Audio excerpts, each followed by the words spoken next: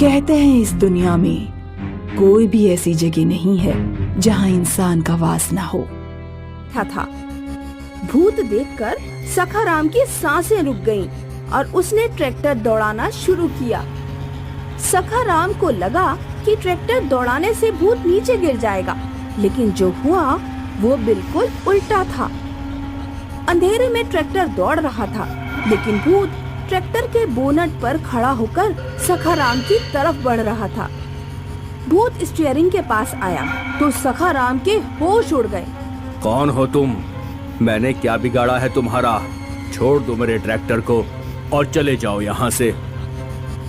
तेरा नहीं, ये मेरा ट्रैक्टर है। ऐसा कहकर भूत ने सखाराम को उठाकर नीचे फेंक दिया और भूत ट्रैक्टर लेकर निकल गया। सखाराम रात भर अंधेरे में बेहोश पड़ा रहा। दूसरे दिन जब सखाराम ने आंखें खोली तो वो अपने घर में था। उसकी बीवी और बच्चे उसके पास बैठे रो रहे थे। अरे कुछ नहीं हुआ मुझे। भगवान भला नहीं करेगा उस चोर का।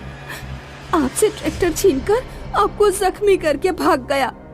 आपको उसकी शक्ल याद है ना? हम पुलिस में कंप्लेंट करेंगे। नहीं, मुझे उस चोर की शक्ल याद नहीं।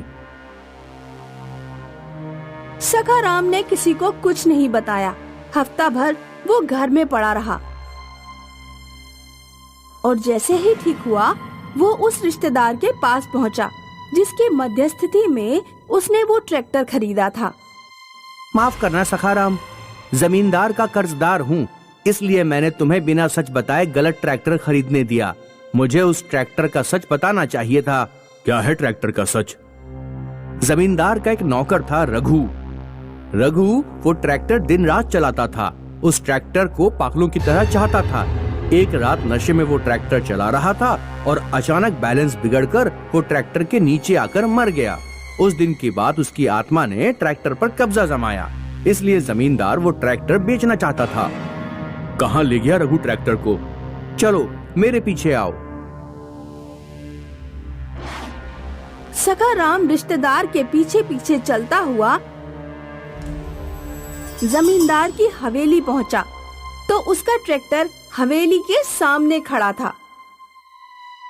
तुम चाहो तो ये ट्रैक्टर ले जाओ, तुम मालिक हो इसके, लेकिन तुम दोबारा जिंदा नहीं बचोगे।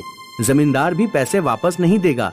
मेरी सलाह मानो, अब तुम ये ट्रैक्टर और रघु दोनों को भूल जाओ। सखाराम घर चला आया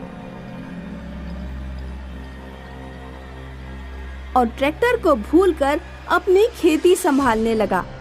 जल्द ही वो ट्रैक्टर को पूरी तरह भूल गया और अपनी जिंदगी में खो गया। एक दिन सखाराम घर में बैठा था कि तभी उसका बहनोई उछलते हुए आया और बोला, भैया चलो, आपको कुछ दिखाना है, कुछ खरीदा है मैंने।